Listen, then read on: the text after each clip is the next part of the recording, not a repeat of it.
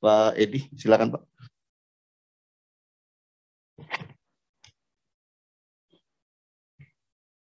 Bismillahirrahmanirrahim.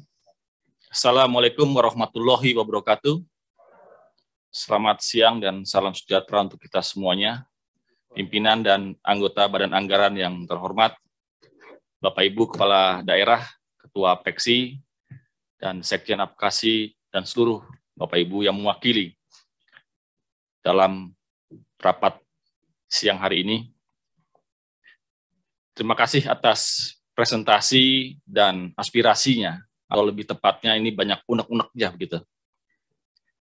Yang saya pikir sebetulnya sudah dari proses yang panjang yang telah dilakukan di DPR RI bersama teman-teman semuanya. Ya, mungkin tidak bisa kita menang-menangan ataupun kita juga kalah-kalahan. Yang kita inginkan di sini adalah bagaimana kita mencari win-win solution bagi semuanya, baik pada pemerintahan pusat, provinsi, dan daerah. Sebagaimana fraksi Partai Demokrat juga memberikan catatan kritisnya dalam pembahasan yang lalu. Tapi kenapa baru hari ini Bapak Ibu semuanya hadir, kemudian memberikan unek-unek yang begitu luar biasa, aspirasi dan harapannya yang berkaitan dengan tata kelola pemerintahan daerahnya. Undang-undang HKPD sudah disahkan, yang bisa kita lakukan ke depan adalah bagaimana kita memastikan aspirasi harapan besar dari Pemda di seluruh tanah air dalam aturan teknis lanjutan, seperti apa yang disampaikan kawan-kawan semuanya. Negara ini ya kurang cukup beruntung, kita ini masih dikatakan negara berkembang, tapi kemudian kita dihadapkan kepada satu kondisi yang harus hidup berdampingan dengan pandemi COVID-19. Sehingga perencanaan-perencanaan baik di tingkat pusat dan daerah menjadi terkendala, tidak biasanya seperti dahulu kala.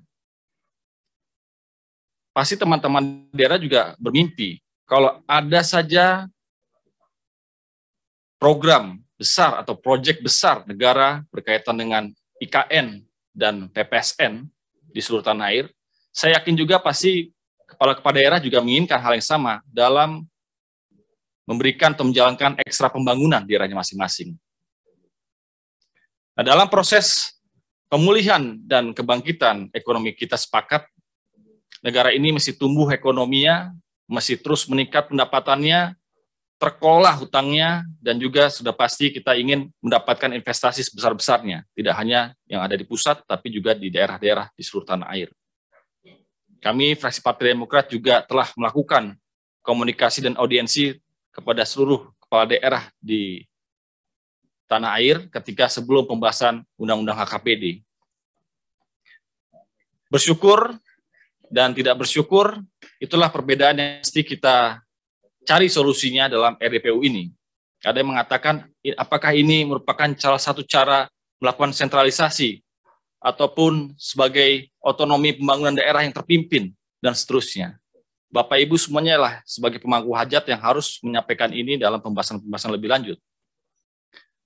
Bisa saja kawan-kawan tadi sudah menyampaikan beberapa hal teknis yang menjadi masukan bersama dan menjadi bahan diskusi. Kami akan mengulangi dan memberikan guideline ataupun highlights dari beberapa hal yang disampaikan. Yang pertama, saya berharap Undang-Undang HKPD ini berpengaruh besar dalam meningkatkan kinerja fiskal pemerintahan daerah. Sehingga kita sebetulnya juga ingin mengetahui seberapa besar selisih presentasi penerimaan nyata skema TKDD dibandingkan dengan skema Undang-Undang HKPD. Misalkan seperti itu. Yang kedua, Kementerian Keuangan menyatakan bahwa kinerja keuangan daerah masih lemah. Ya, apalagi ketika dihantam pandemi yang berkelanjutan. Itu terlihat dari rata-rata penerimaan daerah atau PAD yang hanya sekitar 24,7% saja. Seperti yang disampaikan tadi oleh Bapak Wayan. Jadi dengan adanya Undang-Undang HKPD ini, sebetulnya berapa option gain perpajakan yang bisa diterima pemerintahan daerah? Mestinya sudah dikalkulasi. Berapa besar juga target local tax dari peningkatannya? Idealnya tentu kita berharap semuanya meningkat. Jika tidak, ya itulah ruang diskusi kita. Mengapa undang-undang yang begitu baik yang dirancang bersama ini justru malah mengurangi penerimaan perpajakan kita. Yang ketiga, mengenai pola belanja Pemda, ya kita ketahui selama ini Pemda cenderung mengalami penyerapan tinggi pada kuartal keempat atau semester terakhir tahun berjalan. Atau bahkan malah tidak menggunakannya, tidak membelanjakannya.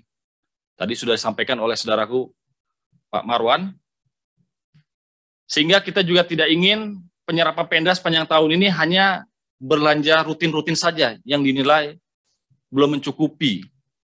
Tadi juga banyak keluhan dari para kepala daerah. Sehingga pertanyaan lanjutannya adalah bagaimana persiapan infrastruktur fiskal daerah, misal kesiapan fisik dan investasi SDM, sumber daya manusia, dalam menjalankan skema pajak tersebut. Sepertinya berat, ya tidak mudah dengan kondisi fiskal yang sangat terbatas. Keempat, bagaimana pemerintahan daerah melalui Undang-Undang HKPD ini juga dapat mendorong peningkatan penerimaan perpajakan di tahun 2022. Tadi juga sudah sampaikan, kita akan kembali kepada rezim defisit 3% dari PDB, sehingga pendapatan atau penerimaan yang dilakukan oleh daerah hingga pusat menjadi penting untuk fiskal negara kita, APBN kita. Langkah apa yang diambil Pemda untuk mengantisipasi resiko keluarnya pengusaha-pengusaha besar akibat skema pajak yang baru berdasarkan Undang-Undang HKPD ini. Kita tidak ingin pengusaha-pengusaha besar akhirnya cabut kembali dan pergi ke daerah lain yang lebih kompetitif atau bahkan ke luar negeri, sehingga penerimaan pajak dari para pengusaha yang sangat penting itu hilang. Yang kelima, ini juga sering dibahas dan dikaji, selain tadi sudah disampaikan secara detail oleh saudara kita, Mbak Vera, seberapa besar dampak kondisi pasar komoditas dunia terhadap kinerja penerimaan Pemda tahun ini, terutama untuk daerah kaya penghasil sumber daya alam, yang merupakan komoditas andalan ekspor kita. Apa saja langkah yang telah disiapkan oleh Pemda untuk memanfaatkan dan menstabilkan pendapatan perpajakan di tahun ini? Seberapa besar persentase dari penerimaan Pemda berdasarkan skema pajak Undang-Undang HKPD yang akan dialokasikan untuk menciptakan dana abadi, sovereign wealth fund, di tingkat provinsi ataupun kabupaten kota yang akan memberikan manfaat lintas generasi. Tentu kita, anggota DPR RI, ingin apa saja pos belanja modal yang dilakukan oleh Pemda ini berdasarkan dengan penerimaan, berdasarkan dengan skema perpajakan sesuai dengan undang-undang, dilaksanakan secara efisien, prioritas, dan produktif. Tentu lain di pusat, lain di provinsi, dan lain di daerah. Akhir kata, saya juga harus tunduk kepada aturan-aturan yang berlaku, termasuk undang-undang yang sudah kita sahkan bersama, walaupun dengan catatan kritis bersama, dan juga ingin ada perbaikan lanjutan. Yang pasti kepentingan beragam itu harus menuju tujuan besar merah putih kita. Semoga ada solusi yang terbaik, sebagaimana catatan kritis yang sampaikan teman-teman. Dan jika Undang-Undang HKPD ini adalah terobosan penting dalam konteks hubungan pusat dan daerah, di mana dunia juga melihat desentralisasi dan otonomi daerah sebagai Big Bang, atau bahkan suatu Quiet Revolution. Nah, sehingga kami berharap pemerataan pembangunan ini bisa tercapai hingga pelosok tanah air menuju keadilan sosial bagi seluruh rakyat Indonesia. Sekian dari kami. Wassalamualaikum warahmatullahi wabarakatuh.